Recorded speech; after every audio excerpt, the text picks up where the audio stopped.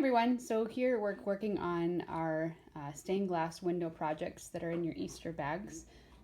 This is a piece of plexiglass that's set on top of a drawing and a line drawing. And what you're going to do is you're going to take out your drawing, which everybody has this same one, and our kids are doing it here. Here's Mr. Meyer doing it.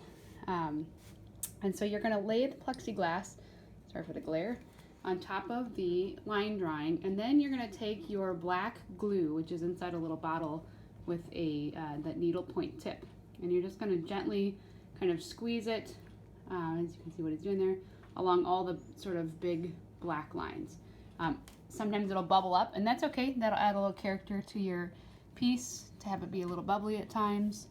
It can be a little difficult to squeeze, so you may want to take breaks as you do this, if your hand kind of cramps up or whatnot. Then after you do this part and get all the black lines traced, you are going to let it dry fully, which takes, what, like a day or so?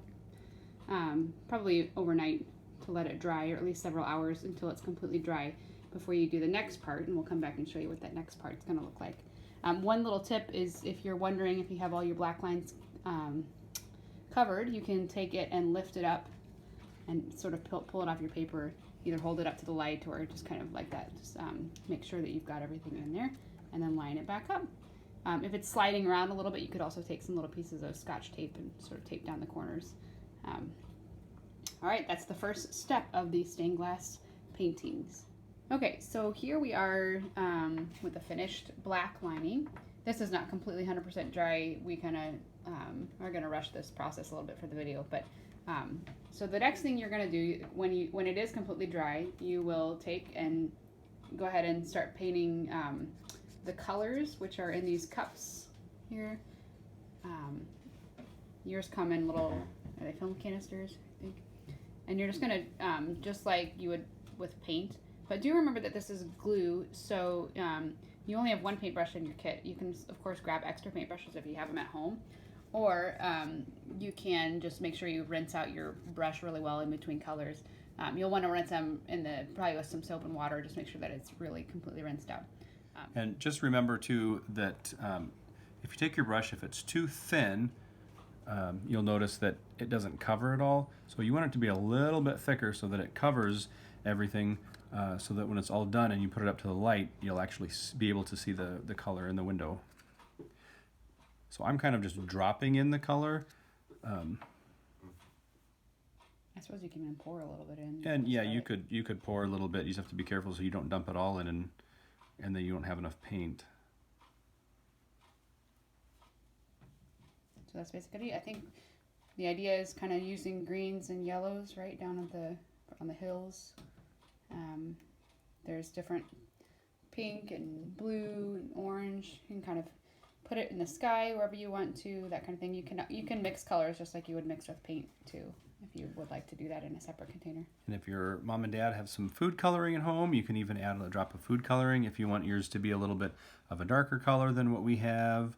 Or if you want to set some of your color aside, you can mix them in a different container, or put food coloring in that one, just to give you some more color options. That would be something else that you can do. So we'll show you what the finished product is when it's kind of all painted and dried.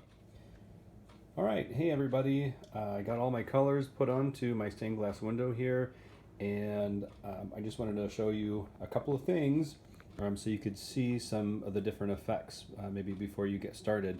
And you can see a couple of spots where I let the colors kind of bleed into the other cells. So I had like yellow up here and green, and I kind of pushed some of that green up here. And you can see down here too, I have a kind of more royal purple, which was not included in your color pack. But what I did was I laid down my blues and I laid down my purples, or this is kind of a pink color, I guess. But I laid down those first, and then with the paint that I had left, I mixed those together to make some of this more purple color. I also did some yellow and green together here. So it works the best to put one color at a time in your cell, and then if you want to mix some, you could drop some other color in. You could swirl it. So that might be a way to get some other colors. The crosses I actually just left open, I didn't put any color in there, and that way when I put those up to the window, the light will just shine through, just to sort of offset those and make those a little bit more highlighted. And my black here was this big bubble of the black. That was pretty thick. That was not quite dry when I started. So you can see if your glue is not dry, when you, I'll zoom in just a little bit, is not dry all the way, that color kind of bleeds out. So you can see the brown is bleeding into there. So that's why we want to make sure that your colors are all the way dry, or your glue is all the way dry before you start the next step. So this is what it looks like so far, and when this is dry, we'll put it up to the light and we'll show you what that looks like. Okay, here you can see our finished product. We did use a hair dryer to kind of speed up the drying process. Wouldn't recommend doing that because it does make your colors kind of bleed even more than they did before. And it's also not dry completely here, which is why it's sort of wrinkled up. But it's enough that I could set it on the windowsill and you can see the sun, how it comes through the colors. Again, if you want to make even cleaner lines between different colors, you'll just want to make sure that you let colors that are touching, let one of them dry and become kind of tacky, at least before you would do the color right next to it. And especially making sure that you do let that black dry completely. If you want to hang it up, you could put a couple dabs of hot glue at the top and with a string, hang it up that way in a window, or you can set it on a windowsill like we've done here.